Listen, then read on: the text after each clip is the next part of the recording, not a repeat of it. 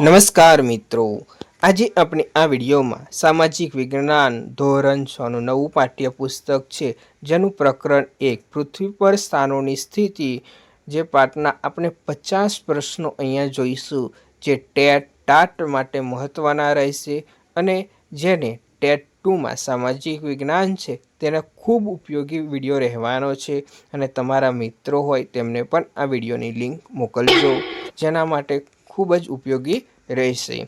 પહેલો પ્રશ્ન છે મિત્રો, ભારતીય ખગોળશાસ્ત્રી આર્યભટ્ટ કયા સમયગાળાના હોવાનું માનવામાં આવે છે? તો આપણે જવાબ આવશે મિત્રો બી 500 CEમાં. પ્રશ્ન 2, નકશાના મુખ્ય ઘટકો વિશે નીચેના વિધાનો તપાસો.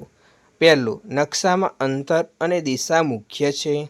બીજું વિધાન, રૂઢ સંજ્ઞાઓ નકશાનું ત્રીજું મુખ્ય ઘટક છે. મિત્રો, આ બંને વિધાનો કેવા છે? સાચા છે. એટલે આપણો જવાબ આવશે સી.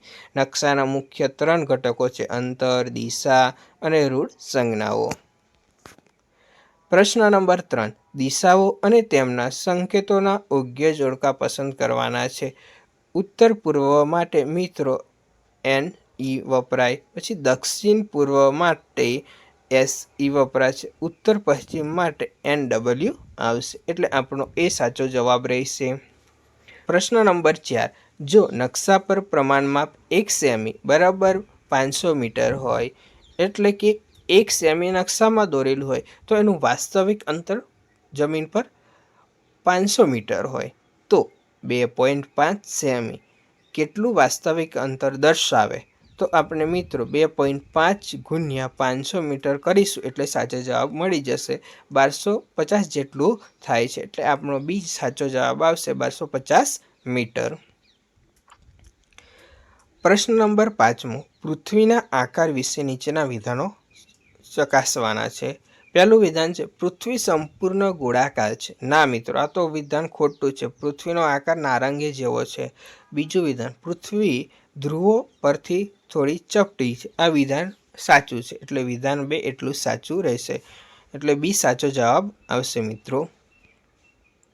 પ્રશ્ન નંબર 6, પૃથ્વીના ગોળા પર મધ્યમાં આવેલી 0° અક્ષાંશ રેખા કયા નામે ઓળખવામાં આવે છે? તો વિષુવવૃત્ત તરીકે ઓળખવામાં આવે છે મિત્રો.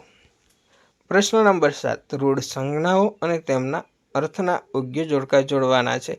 તો આવશે મિત્રો PO એટલે પોસ્ટ ઓફિસ, PS એટલે પોલીસ સ્ટેશન અને RS એટલે રેલવે સ્ટેશન. એટલે આપણો સાચો જવાબ એ આવશે.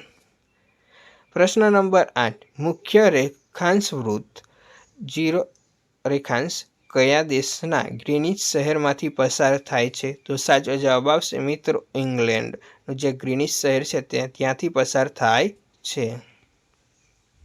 પ્રશ્ન નંબર 9, પૃથ્વી પોતાની ધરી પર એક ચક્કર પૂર્ણ કરતા કેટલો સમય લાગે છે? તો 24 કલાક લાગે. પોતાની ધરી પર એક ચક્કર પૂર્ણ કરતા 24 કલાક લાગે છે. પ્રશ્ન નંબર 10, અક્ષાંશ અને આબોહવા વિશે નીચેના વિધાનો વિચારો. વિધાન 1, વિષુવવૃત્તની આસપાસ આબોહવા ગરમ હોય છે. મિત્રો, આ વિધાન સાચું છે. બીજું વિધાન, ધ્રુવ તરફ જતા આબોહવા શીત બને છે, એટલે કે ઠંડી થતી જાય છે. આ વિધાન પણ સાચું છે. એટલે બંને વિધાનો કેવા છે? સાચા છે. સી જવાબ આવશે આમાં. પ્રશ્ન નંબર 11, નકશા પોથી એટલાસ એટલે શું? તો નકશાઓનું પુસ્તક કે સંગ્રહ તરીકે ઓળખવામાં આવે છે. સાચો જવાબ બી આવશે. પ્રશ્ન નંબર 12, નકશાના પ્રકાર અને તેમની વિગતોનું યોગ્ય જોડકું બનાવવાનું છે મિત્રો. ભૌતિક નકશા એટલે પર્વતો, નદીઓ હોય એમાં. પછી રાજકીય નકશાઓમાં દેશ, સરહદો દર્શાવેલી હોય છે. પછી વિષય આધારિત એટલે કે ચોક્કસ માહિતી હોય છે એમાં. એટલે આપણો સાચો જવાબ એ આવશે. પ્રશ્ન નંબર 13, દક્ષિણ ધ્રુવનું અક્ષાંશ મૂલ્ય કેટલું છે?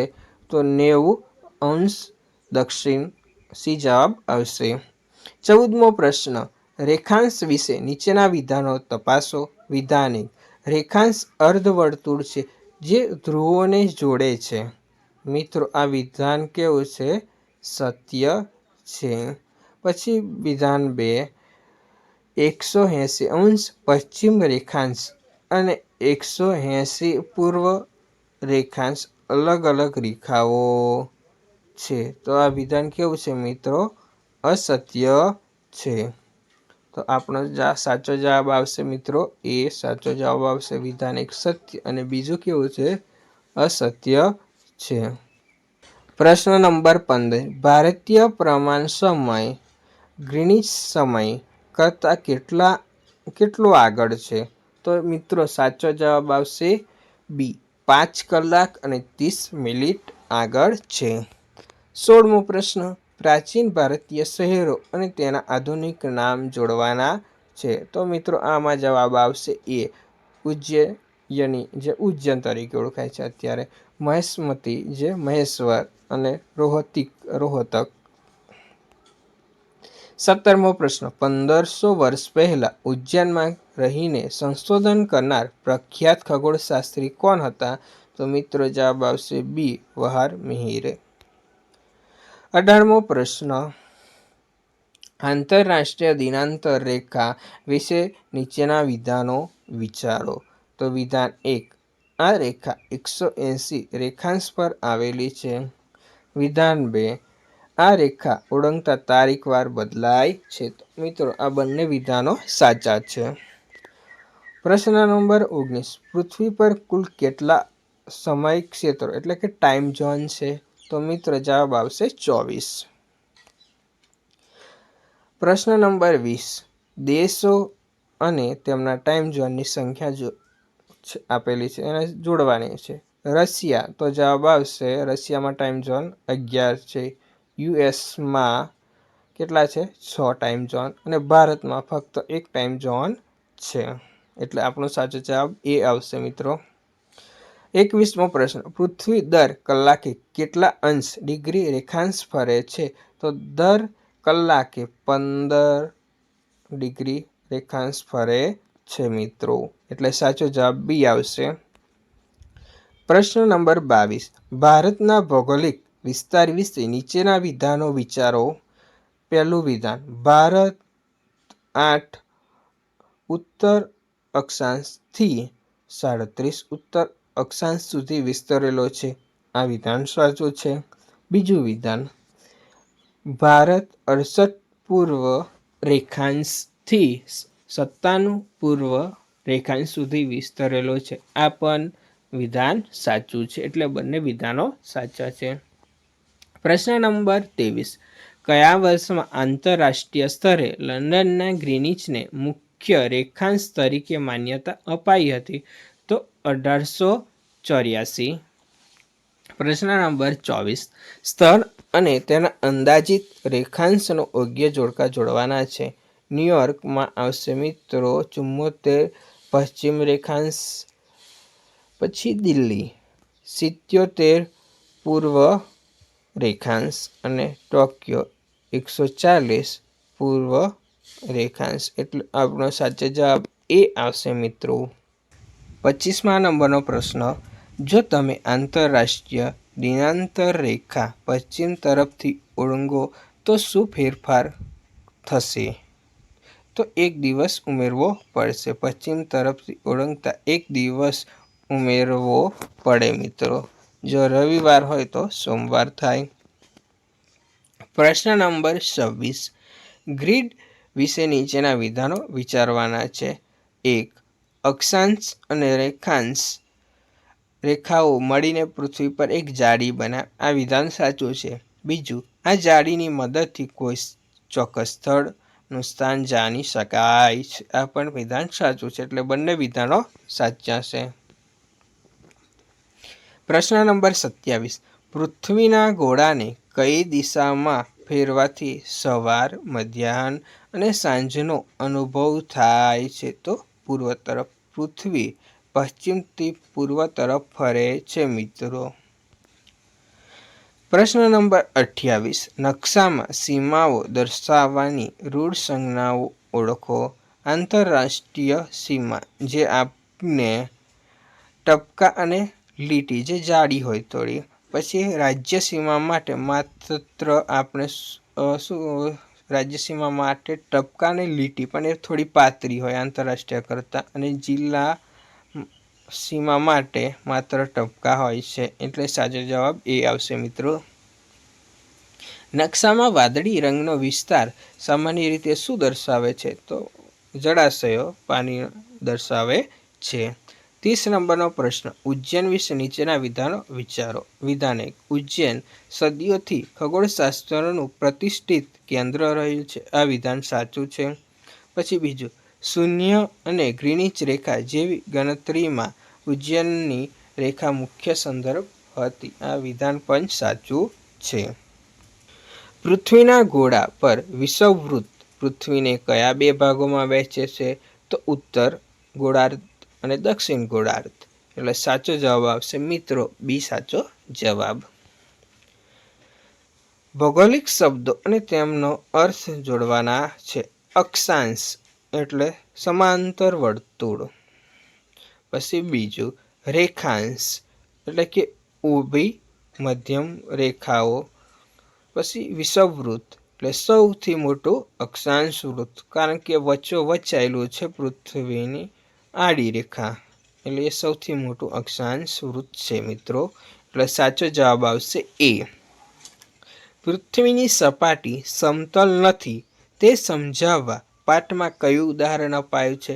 તો આપણા પાઠમાં મિત્રો નારંગીની જે સાલ છે તેનું ઉદાહરણ દર્શાવવામાં આવ્યું છે. નકશા નિર્માણ વિશે નીચેના વિધાનો વિચારો. સરકારી સંસ્થા ભારતીય સર્વેક્ષણ વિભાગ રૂઢ સંજ્ઞાઓ નક્કી કરે છે. આ વિધાન સાચું છે. હા મિત્રો, આ વિધાન સાચું છે. બીજું વિધાન, સમતલ કાગળ પર ગોળાકાર પૃથ્વીને યથાવત ચિતરવી સરળ છે. ના, આ વિધાન ખોટું છે. એટલે આપણો સાચો જવાબ આવશે એ. વિધાન એક સાચું અને બીજું ખોટું. કયા શહેરમાં સૂર્યાસ્ત પોરબંદર કરતાં વહેલો થાય છે? તો જવાબ આવશે અસમ. કુદરતી બાબતો અને તેના માટે વપરાતી રૂઢ સંજ્ઞાઓ જોડવાની છે. નદી માટે કેવી રૂઢ સંજ્ઞાઓ વપરાય છે મિત્રો? તો લહેરાતી વાદળી લીટી.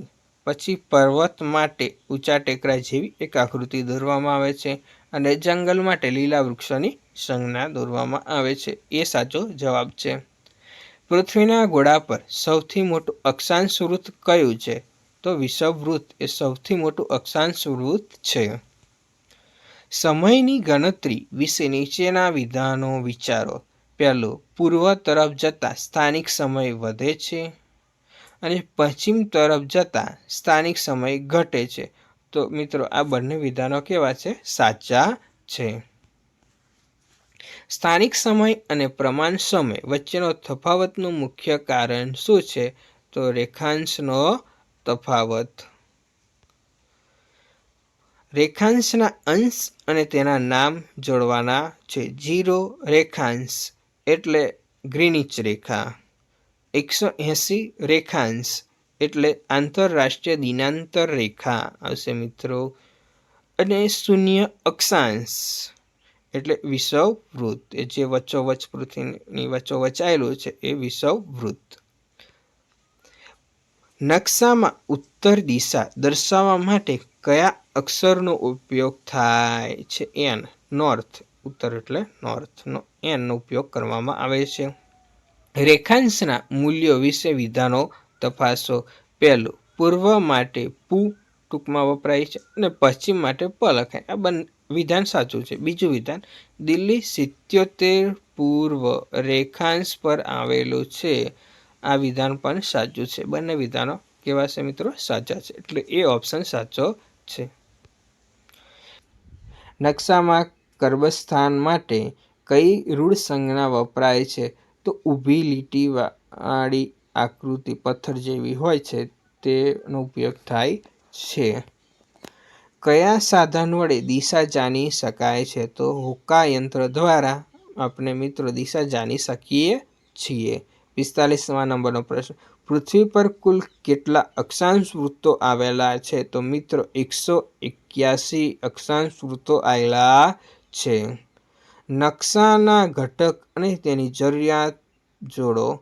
પ્રમાણ માપ, તો એ શાના માટે? અંતર માપવા. દિશા, રસ્તો શોધવા, રૂઢ સંજ્ઞા વિગતો દર્શાવવા. એટલે આપણો સાચો જવાબ એ આવશે મિત્રો. ભારતની પોતાની મધ્યરેખા પ્રાચીન સમયમાં કયા શહેર પરથી પસાર થતી હતી? તો જવાબ આવશે મિત્રો ઉજ્જૈન. નકશામાં ખેતીલાયક જમીન કે વનસ્પતિ માટે કયો રંગ વપરાય છે? ખેતી માટે મિત્રો જમીન માટે વનસ્પતિ માટે લીલોનો ઉપયોગ થાય છે. પછી પૃથ્વીના ધ્રુવો વિશે વિધાનો તપાસો. પૃથ્વી પરનું અંતિમ બિંદુ ઉત્તર ધ્રુવ છે, આ વિધાન સાચું છે. અને નીચે અંતિમ બિંદુ દક્ષિણ ધ્રુવ છે, એટલે બંને વિધાનો સાચા છે. છેલ્લો પ્રશ્ન મિત્રો, આંતરરાષ્ટ્રીય દિનાંતર રેખા શા માટે વાંકી ચૂકી દોરવામાં આવી છે? તો સાચો જવાબ આવશે મિત્રો બી. એક જ દેશમાં બે તારીખ ન થાય તે માટે આ રેખા એ કેવી છે? વાંકી ચૂકી દોરવામાં આવી છે. મિત્રો, આ વિડીયો તમને ઉપયોગી લાગ્યો હોય તો તમારા મિત્રને પણ શેર કરજો. અને નવા હોય યુટ્યુબ ચેનલમાં તો અમારી યુટ્યુબ ચેનલને સબસ્ક્રાઈબ કરજો. અને વિડીયો ગમ્યો હોય તો લાઈક કરવાનું ભૂલતા નહીં. નવો વિડીયો જોતો હોય પાર્ટ 2નો તો કોમેન્ટ કરો. જય હિન્દ, જય ભારત.